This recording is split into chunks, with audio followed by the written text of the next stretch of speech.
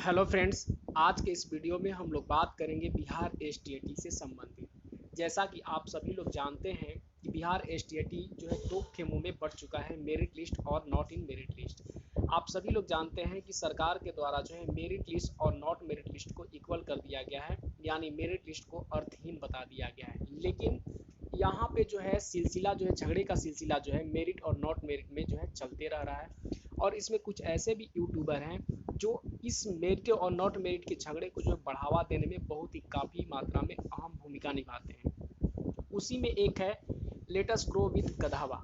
माने उसका नाम कुछ और है लेकिन ये गधा है, पूर्ण रूप से गधा है, क्योंकि ये गधा जिस दिन एसटीईटी का एग्जाम दे रहा था उस समय ये जो है एक सीएस का स्टूडेंट है, यानी कंप्यूटर साइंस का स्टूडेंट है।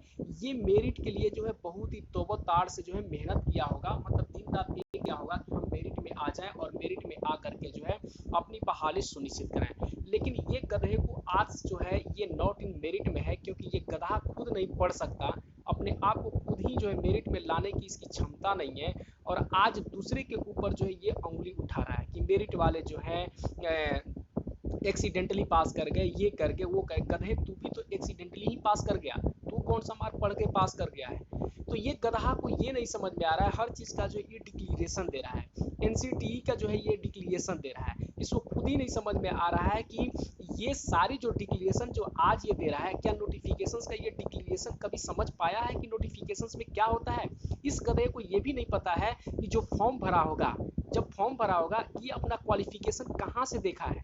नोटिफिकेशन से देखा है या कहीं और से देखा है? अपना एज जो है कहाँ से देखा है? नोटिफिकेशन से देखा है या कहीं और से देखा है?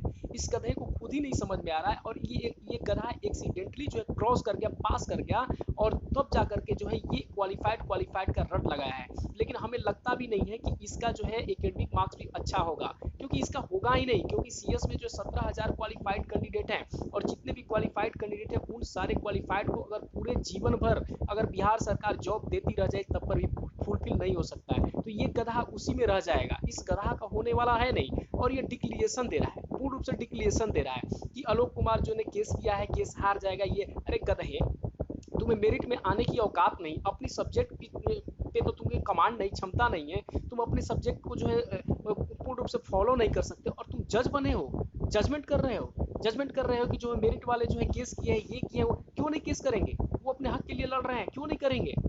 जो लेटर तुम लोगों ने जारी करवाया, और जो आज जा करके तुम लोग बहुत काफी मात्रा में यूट्यूब पे जो है एक दूसरे को जो है भड़काने की बातें कर रहे हो, ये तुमको समझ में आती है कि तुम क्या कर रहे हो?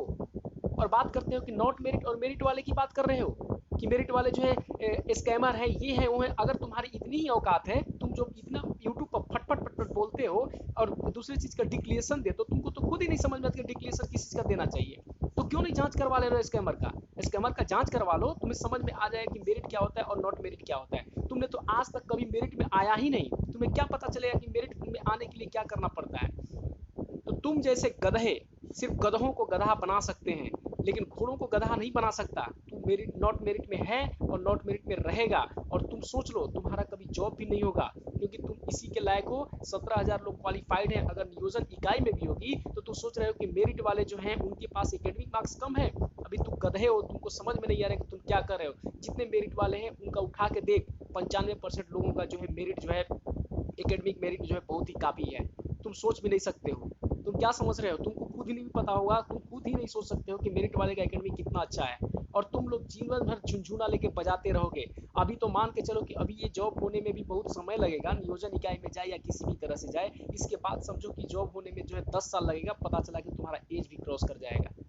तो इस तरह का तुम जो है झुनझुना बजा रहे हो, मेरिट नॉट मेरिट डिक्लेरेशन दे रहे हो, ये है वो है, मेरी टीम काम कर रही है, ये टीम काम कर रही है, वो टीम कर रही है। अरे गधे, जब तुमको इतना ही टीम के ऊपर तुमको मेहनत करनी थी तो पढ़ के मेहनत कर लेते, तुम्हें पता चल जाता कि मेरिट और नॉट मेरिट क्या होती है। क्योंकि आज तक तो तुम्हें ये पता भी नहीं है कि मेरिट और नॉन मेरिट क्या होती क्या है, और बात करते हो। तो इस तरह से तुम्हें कितना हूँ अपनाओ, कितना हूँ कुछ भी कर लो, वो तो कोर्ट का जो है डिसीजन है। कोर्ट जो डिसीजन देगा वो मेरिट वाले जो है उसे तहे दिल से, चाहे वो केस जीते या केस हारे, तहे दिल से स्वीकार करेंगे। और समझ जाओ, केस जीते तो हम लोग तो जीतेंगे ही, लेकिन तू लोग कहाँ जाएगा अपने बारे में सोच ले।